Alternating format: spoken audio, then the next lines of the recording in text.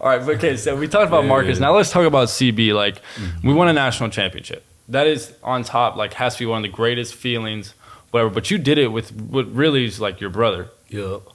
You just explain that a little bit. I mean, everybody, y'all know that we grew up since 7th grade together. You know that his mom did a lot for me. His family took me in, a lot of my other teammates in, a lot of my other friends in. And we basically just grew. I used to go to his house in Burlington, even though he used to say it was boring, but I thought, me and my teammates always thought it was fun. Oh, I'm sure you guys had so much fun. We had fun, and then going to MoCan practices every day, every weekend, and then everybody going to his house after the practice, and then all of us just bonded together, and then me and him got closer and closer. Then we lost, you know how MoCan, you lose some teammates and you don't see them again. Yeah. And then us three, me, him, and Isaiah from Mizzou, we all stayed, because you got to try out again and stuff. Yeah. They might not want you, but they wanted us back. I mean, they wanted you guys for sure. Like, you just had to go to show face. And then ever since then, since 7th grade to now, we've always been close, been connecting. We did everything together, hoops,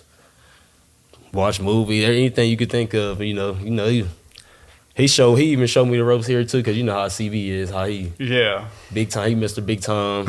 But it's just fun being around him. Even on the court, he's a great teammate. He gonna show you how he is, show you like I'm that dude. So he's unfiltered. He's unfiltered 100% of the time. And I mean, I was thinking back to like my MoCan days, and just in AAU in general. It's like, those weekends, like we would do those 2-a-day practices, and you guys were from out of town, so I always had my teammates at my house, and like that was a good feel of college. Like that was a grind. It's like where you go chill at whoever's house after and just do dumb stuff the whole time, and then go back to practice again and get yelled out for the next 2 hours. Like and then leave, and then come back another hour.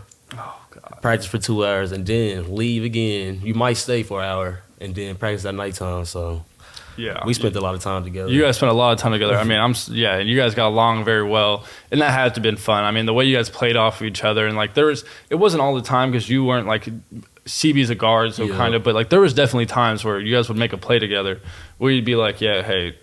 They didn't even think about that. Like, Juan dribbled twice and passed the ball and was still looking at the basket. Didn't even know where the ball was. Like, him and CB have just done that shit so much that it just kind of came natural. And then, winning the championship together, that's probably one of the proudest moments because, I ain't expecting me to be there. I know CB probably didn't expect to be here either. So, that was just a big accomplishment. Nobody would ever forget that. And then seeing him do what he did in the championship game, even though I did my part too, but seeing him turn up, that just made me even more happy. I mean, you turned up too, and like I think that's the great thing about you and CB's relationship. Mitch, you can attest to it. It's like when one of you guys did something, like the other one was more happy than the guy who did it, and then like if he did something, you were more happy than he was. Like it always was like they were more happy to see the other one succeed than you guys were to see yourself. You know how I'm so unselfish. I think CB is too, because CB could have scored 15. He could have taken a ton of more shots. He didn't even take. We had to beg. Y'all had to beg him to shoot the ball. For the first half of the year.